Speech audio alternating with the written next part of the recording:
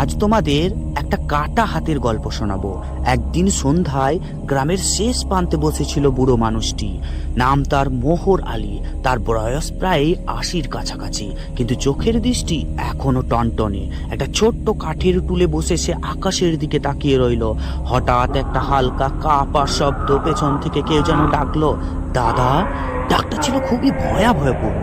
সে ঘুরে তাকালো, কাউকে দেখা গেল না, কিন্তু মাটির উপর সে দেখতে পেল একটা হাত।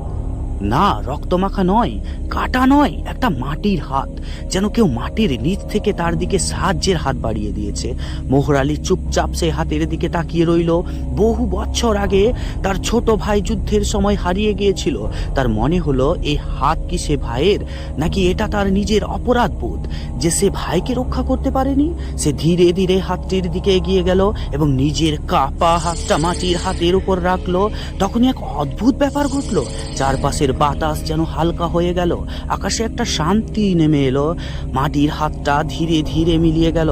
সে বুঝতে পারলো হাতটা কার ছিল তা বড় কথা নয়, কিন্তু কেউ একজন অনেক বছর ধরে তার ছোঁয়ার অপেক্ষায় ছিল। প্রতিটা সাহায্যে হাত শুধু শরীরের না, হৃদয়েরও হতে পারে।